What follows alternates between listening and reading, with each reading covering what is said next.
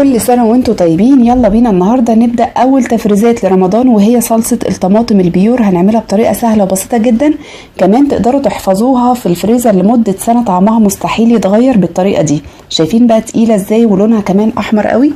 يلا نشوف الطريقة مع بعض.